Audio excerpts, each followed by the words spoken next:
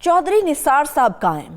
چودھری نثار صاحب کے ساتھ میں نے رابطہ کرنے کی کوشش کی، اس کے باوجود کہ میری ان سے بڑی پرانی نیاز مندی، بڑے اچھے خوشگوار تعلقات ہیں، میں رابطہ کرنے میں ناکام رہا۔ چودھری صاحب خدا جانتا کس سٹیٹ آف مائنڈ میں اس وقت جو آدمی اتنی سیاست سمجھتا ہو، میں حیران ہوں کہ وہ کوئی انیشیٹو نہیں لے رہے، اور میں حیران ہوں کہ عمران خان صاحب کیوں ان کے پاس نہیں جاتے اس وقت اور انہیں مناتے اور ان کی مدد لیتے۔ رائے انہوں نے دے دی ہے کہ عمران حکومت ناکام ہے۔ انہوں نے کھڑا کر دیا تھا، خان صاحب نے ان کے مقابل تو اپنا کینڈیڈیٹ کھڑا کر دیا تو انہوں نے کب کوئی خان صاحب سے بات کی تھی؟ تو خان صاحب کا حق تھا نا اپنا امیدوار کھڑا کرتے، لیکن کافی ان کو زور بھی لگاتے رہتے تحریک انصاف میں شمولیت کا۔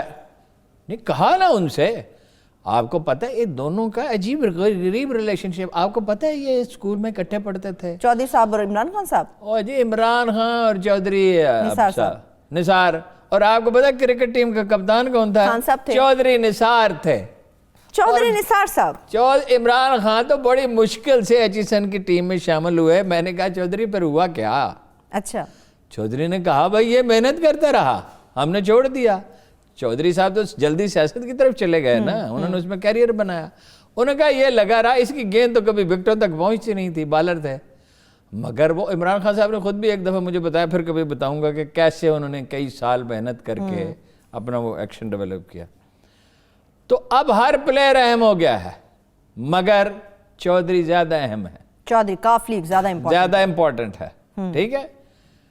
اور سیاستدانوں کو اگر اللہ عقل سلیم عطا کرے تو اسٹیبلشمنٹ کی مداخلت سے پہلے یہ معاملات خود طے کر لیں، ورنہ جب خلا پیدا ہوگا اسٹیبلشمنٹ مداخلت کر کے، ملک تو اس طرح چل نہیں سکتا۔ کسی نہ کسی کو مداخلت کرنی ہوگی، یعنی مصالحت کے لیے میں کہہ رہا ہوں مداخلت کریں، میں یہ نہیں کہہ رہا کہ سازش کرے یا کوئی طاقت استعمال کرے۔ ہارون صاحب، اتحادیوں سے اس وقت جو وفاقی حکومت تحریک انصاف کا رویہ نظر آ رہا ہے، اس سے معلوم ہوتا ہے کہ وزراء کو سب سے بڑا یا خان صاحب کو خطرہ یہ کہ جی اتحادی ٹوٹ جائیں گے اور حکومت کو خطرہ ہو جائے گا۔ شجاعت صاحب کہتے ہیں، چودھری شجاعت صاحب کہتے ہیں کہ عمران خان صاحب کو ان کی جماعت کو خطرہ ان کے اپنے اندر کے لوگوں سے ہے۔ یہ بات ٹھیک ہے، کوئی اتحادیوں سے خطرہ اندر کے کون سے لوگ ہیں؟ اندر آپ کو بتا چکا ہوں، ایک تو صوبائی وزیر تھے جو حمزہ سے ملنا چاہتے تھے، دوسرے ایم پی ایس سے کہہ رہے تھے، علیم خان صاحب ناخوش سے دل شکستہ تھے۔ ابھی ان کی میٹنگ ہوئی ہے، مجھے نہیں پتا اس میں کیا ہوا، کیونکہ علیم خان صاحب ایسے آدمی نہیں جو کسی کو بتائیں گے، جو بھی ہوگا دل میں رکھیں گے، جو بھی فیصلہ کرنا ہوگا سوچ سمجھ کے کریں گے، بر وقت کریں گے۔